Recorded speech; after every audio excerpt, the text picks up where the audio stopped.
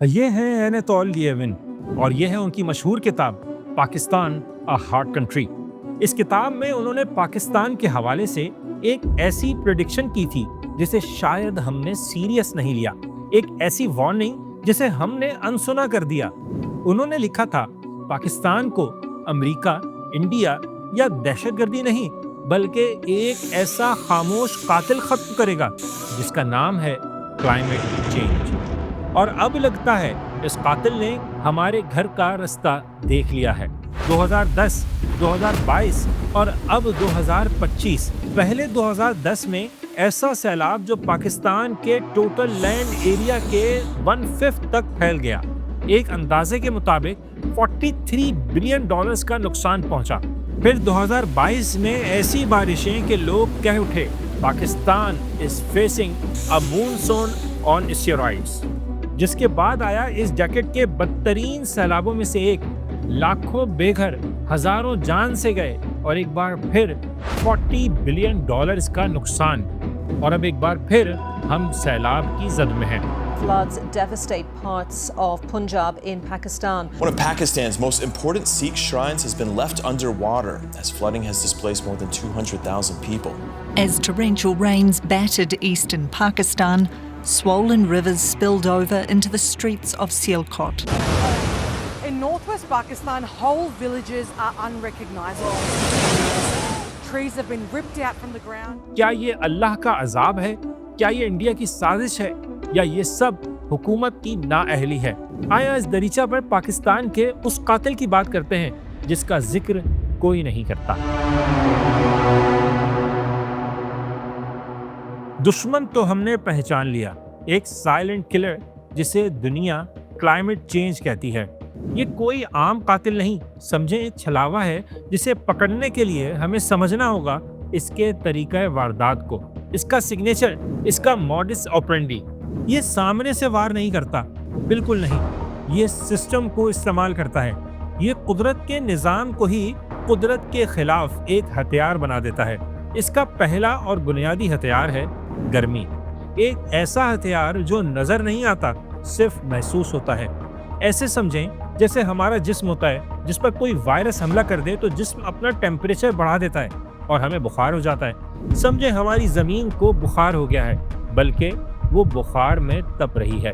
صرف پچھلے 100 سالوں میں زمین کا ایوریج ٹیمپریچر تقریباً 1.1 ڈگری سینٹی گریڈ بڑھ چکا ہے۔ اب ہو سکتا ہے آپ کہیں صرف 1 ڈگری، ارے اس سے کیا فرق پڑتا ہے؟ یہی تو مسئلہ ہے میرے بھائی۔ آپ کو لگتا ہے یہ تو کوئی بڑی بات نہیں، لیکن یہ صرف 1 ڈگری ایک ٹریگر ہے۔ یہ تباہی کے اس ایٹم بم کا بٹن ہے جس کے دبنے سے ایک چین آف ایونٹس شروع ہو جاتا ہے۔ تو یہ گرمی آتی کہاں سے ہے؟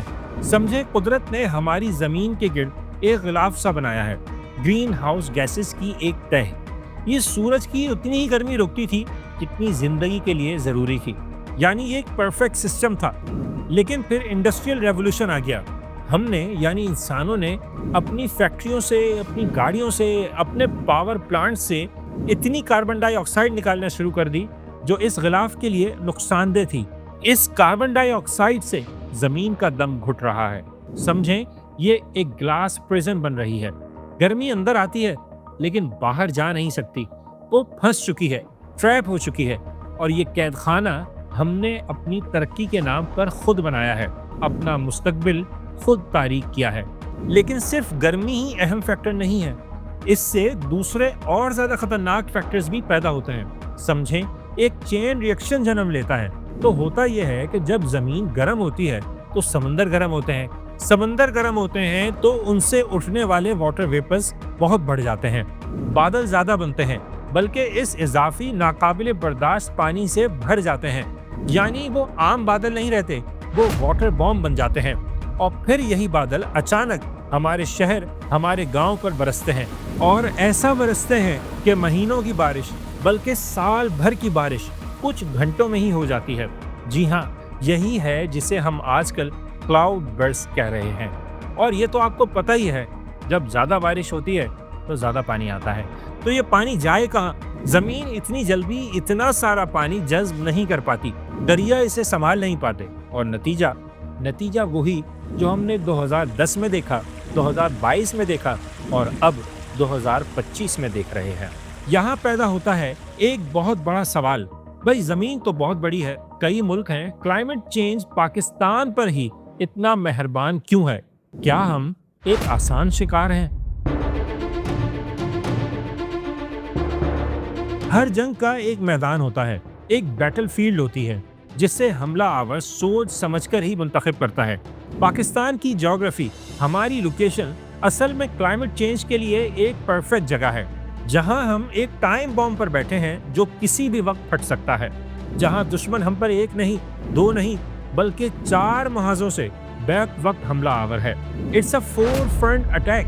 یہاں پہلا محاذ ہے ہمارے ناردرن ایریاز کے پگھلتے ہوئے گلیشیئرز۔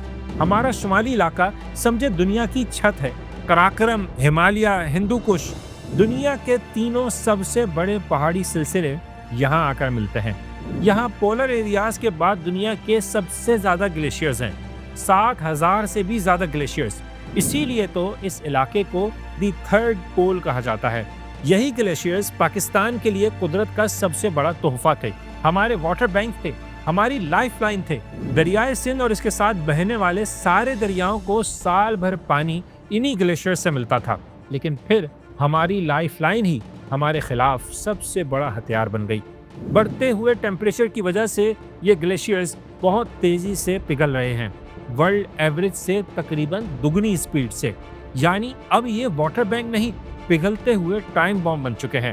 ہوتا کیا ہے کہ جب گرمی کی وجہ سے کوئی گلیشیئر زیادہ تیزی سے پگھلتا ہے تو اس کا پانی خاموشی سے ایک چھوٹی سی جھیل بنا لیتا ہے، ایک خوبصورت لیکن اصل میں قاتل جھیل۔ اب اس جھیل کو کوئی کنکریٹ ڈیم تو روک نہیں سکتا، اس کے گرد برف، پتھر اور مٹی کا ایک کمزور قدرتی بند ہوتا ہے، اور پھر ایک دن آتا ہے کہ گرمی کی ایک لہر اس کمزور ڈیم کو چھوتی ہے اور وہ ڈیم ٹوٹ جاتا ہے۔ اسے کہتے ہیں گلوف، یعنی گلیشیل لیک آؤٹ برسٹ فلڈ، جو اپنے ساتھ پانی، پتھر اور کیچڑ کا ایک کالا ہیبت ناک پہاڑی سونامی لاتا ہے، جو چیختا دھاڑتا ہوا نیچے وادیوں کی طرف نکل پڑتا ہے اور اپنے راستے میں آنے والی ہر چیز بہا لے جاتا ہے، چاہے سڑکیں ہوں یا پل، گھر ہوں یا انسان۔ اب آتے ہیں دوسرے محاذ کی طرف۔ ایک طرف شمال میں پانی کا حملہ ہے تو جنوب میں آگ کا۔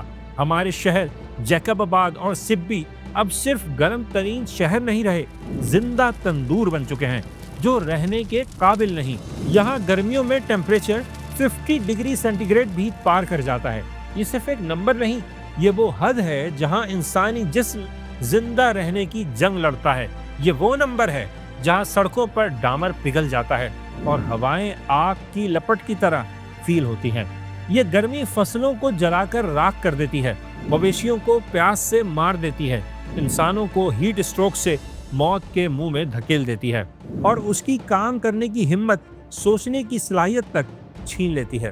اور اب اس گرمی کا دائرہ پھیل رہا ہے۔ لاہور سے کراچی اور اسلام آباد سے گوادر تک ہر شہر ہر سال اپنا نیا ریکارڈ بنا رہا ہے۔ یہ ہماری پروڈکشن پر، ہماری اکانومی پر ایک خاموش لیکن بہت ہی خطرناک وار ہے۔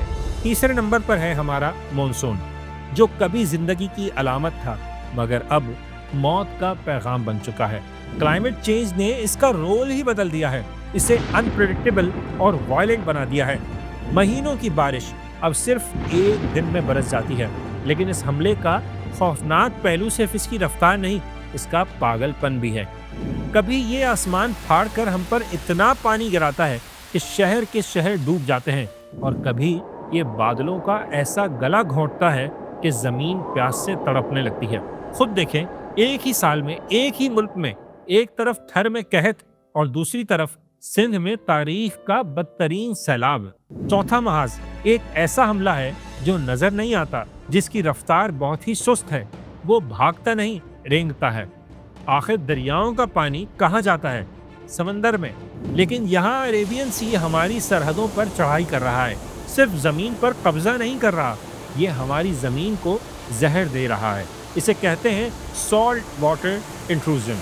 سمندر کا کھارا پانی ہمارے زیر زمین میٹھے پانی کے ذخائر میں اور ہماری زرعی زمینوں میں داخل ہو رہا ہے، اور انہیں ہمیشہ کے لیے बंजर बना रहा है। बदीन और ठट्टा में लाखों एकड़ जमीन इस हमले की जद में आ चुकी है और इसका अगला निशाना पाकिस्तान का इकोनॉमिक हब कराची है। ये है पूरा मैदान जंग। शुमाल में पिघलते हुए बम, जुनूब में झुलसाती हुई आग, आसमान से बरसता हुआ कहर और साहिल से चढ़ाई करता हुआ जहरीला समंदर। पाकिस्तान चारों तरफ से इस दुश्मन के घेरे में है और इस मुहासरे में कौन फंसा हुआ है, आइए देखते हैं। जंग सिर्फ नक्शों पर नहीं लड़ी जाती, इसकी असल कीमत इंसान अदा करते हैं। आप जैसे मुझ जैसे लोग पे करते हैं। सिंध का किसान 2022 में सैलाब से सिर्फ कुछ महीने पहले आसमान देखकर बारिश की दुआ कर रहा था, क्योंकि गर्मी से उसकी फसल बर्बाद हो रही थी। लेकिन जब बारिश आई तो उसने रुकने का नाम ही नहीं लिया। पहले पानी के लिए तरसा और फिर उसी पानी में डूब गया। सैलाब उसका सब कुछ बहा कर ले गया। फसल, घर, मवेशी। 2010 में भी सैलाब आया था। उसने हिम्मत करके दोबारा घर बनाया, लेकिन 2022 में उसकी हिम्मत जवाब दे गई। ये जमीन जो उसकी है, उसके बाप की थी, दादा, बल्कि दादा के दादा की भी। ऐसा लगता है अब कह रही है, अब किसी की नहीं। ये सिंध ही नहीं, पंजाब के किसान की भी कहानी है। उसकी कहानी जो हमारे लिए, आपके लिए रोटी उगाता है, लेकिन खुद एक एक नवाले का मोहताज हो जाता है।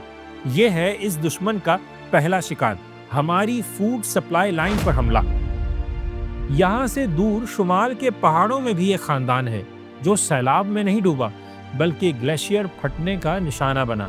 रात को एक धमाके की आवाज से उनकी आंख खुली थी। मुश्किल से अपनी जान ही बचा पाए, क्योंकि पानी और पत्थर का काला हैबतनाक रेला उनका सब कुछ बहा ले गया। अब उनके जहन में सिर्फ एक सवाल है, अब कहाँ जाएं? ये हैं इस जंग के नए मुहाजिरीन। ये वो लोग हैं जिनके घरों को दरियाओं ने नहीं, पहाड़ों ने निगल लिया। जब इन किसानों और खानदानों का सब कुछ छिन जाता है तो वो शहरों का रुख करते हैं, कराची, लाहौर, फैसलाबाद, और बन जाते हैं क्लाइमेट माइग्रेंट। ये है नया और खौफनाक सैलाब, इंसानों का सैलाब। उन लोगों का जो बेहतर मुस्तकबिल के लिए नहीं, सिर्फ जिंदा रहने के लिए शहरों में आ रहे हैं। हमारे शहर जो पहले ही आबादी के बोझ तले दबे हुए हैं, इस नए सैलाब को संभालने के लिए बिल्कुल तैयार नहीं। वसाइल पर दबाव बढ़ रहा है, जराइम में इजाफा हो रहा है, सिर्फ और सिर्फ आबादी में बेहंगम इजाफे और गुर्बत की वजह से। और फिर कहानी पहुंचती है मुझ तक, आप तक, जब किसान की फसल तबाह हो जाती है, जब वो अपनी जमीन छोड़कर शहर आ जाता है, तो इससे एक और चीज भी पैदा होती है, फूड शॉर्टेज। और जब खुराक कम होती है तो महंगाई का जिन बोतल से बाहर आ जाता है। अचानक आटे की कीमत में रिकॉर्ड इजाफा होता है, सब्जियों की कीमतें आसमान से बातें करने लगती हैं।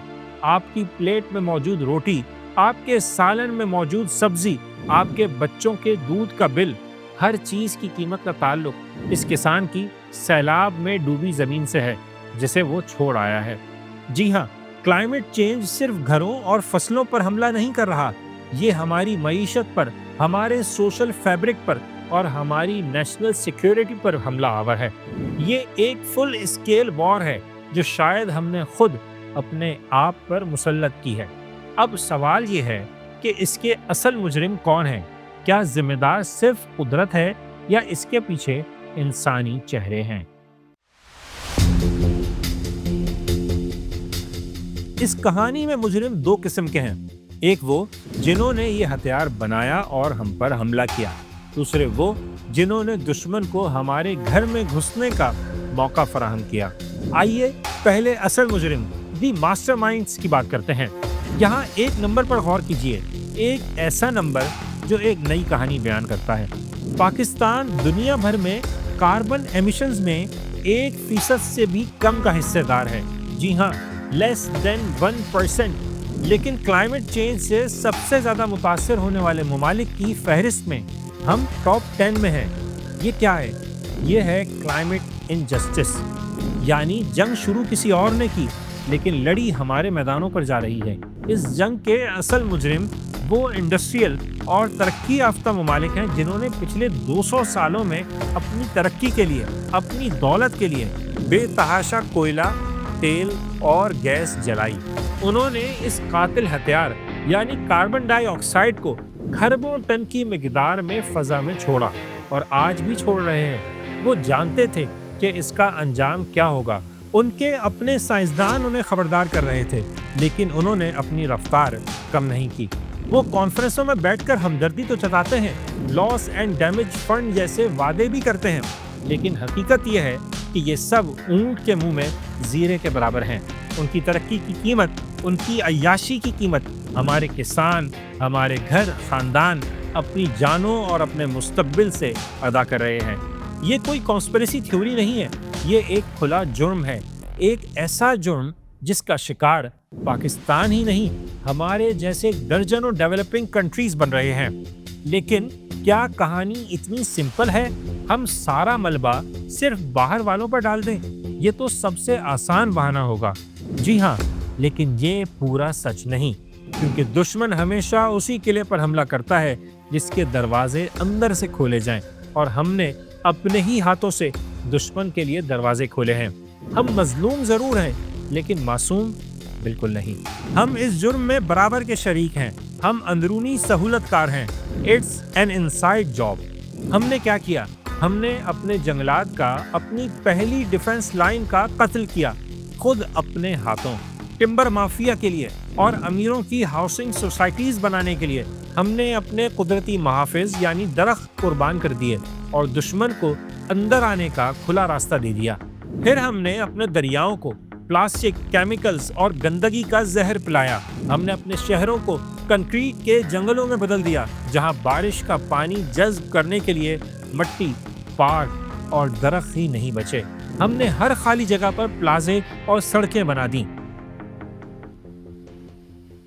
ایک طرف ہم دنیا کے ان ملکوں میں شامل ہیں جو پانی کی شدید کمی کا شکار ہونے والے ہیں، تو دوسری طرف جب آسمان سے پانی برستا ہے تو ہم اسے تباہی مچانے کے لیے آزاد چھوڑ دیتے ہیں۔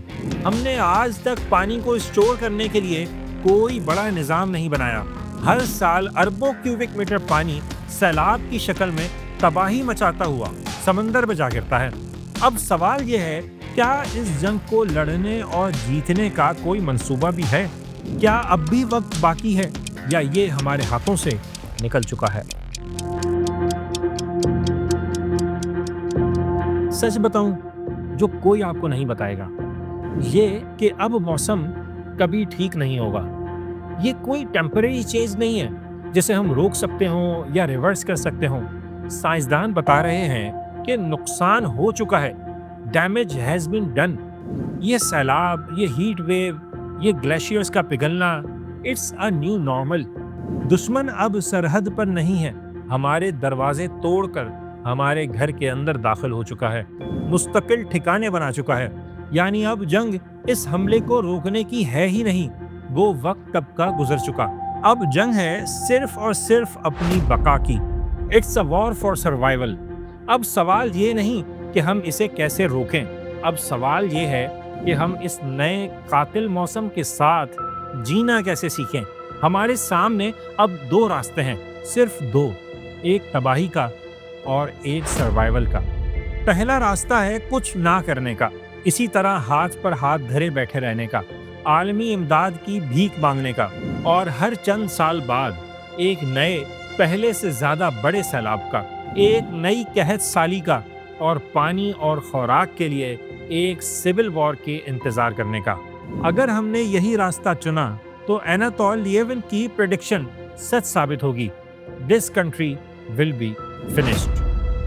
پھر ہے دوسرا راستہ، مشکل راستہ لیکن واحد راستہ۔ یہ راستہ ہے اس حقیقت کو تسلیم کرنے کا کہ ہم حالت جنگ میں ہیں، اور پھر ایک جنگی منصوبہ بنانے کا۔ اس منصوبے کے دو محاذ ہوں گے۔ دی ڈیفینسو اسٹریٹجی، وہ کام جو ہمیں آج ابھی ہنگامی بنیادوں پر اپنے ملک کے اندر کرنے ہوں گے۔ ہمیں کئی ڈیمز، خاص طور پر چھوٹے ڈیمز اور آبی ذخائر بنانے ہوں گے تاکہ ہم سیلاب کے پانی کو موت کے بجائے زندگی میں بدل سکیں۔ ہمیں اپنے شہروں کی منصوبہ بندی بدلنی ہوگی، انہیں اسپنج سٹیز بنانا ہوگا جو پانی کو جذب کر سکیں، نہ کہ اس میں ڈوب جائیں۔ ہمیں اربوں کھربوں درخت لگانے ہوں گے تاکہ ہم اپنے قدرتی دفاع کو दोबारा खड़ा कर सकें और हमें पानी के हर कतरे की कदर करनी होगी। फिर है ऑफेंसिव स्ट्रेटजी। हमें दुनिया के सामने अपने हक के लिए एक सिफारती और कानूनी जंग लड़नी होगी। उसे बताना होगा कि हम खैरात नहीं, इंसाफ मांग रहे हैं, क्लाइमेट जस्टिस। हमें उन अमीर मुल्कों को मजबूर करना होगा कि वो अपनी फैलाई गई तबाही की कीमत अदा करें। हमें वो टेक्नोलॉजी और वो फंड्स दें जिससे हम अपना दिफा कर सकें। लेकिन ये जंग सिर्फ हुकूमत नहीं लड़ सकती। कोई एक इदारा, कोई एक लीडर हमें इस तूफान से नहीं बचा सकता। ये जंग हर पाकिस्तानी की जंग है। ये आपकी और मेरी जंग है। आज अपने लीडर्स से सवाल करें, मुश्किल सवाल पूछें कि उनका जंगी मंसूबा क्या है। इस जंग में न्यूट्रल रहने का कोई ऑप्शन नहीं, क्योंकि ये तो आपको पता है, न्यूट्रल तो जानवर होता है। अब या तो आप इस सर्वाइवल की जंग का हिस्सा हैं या फिर खामोशी से इस तबाही का इंतजार कर रही है।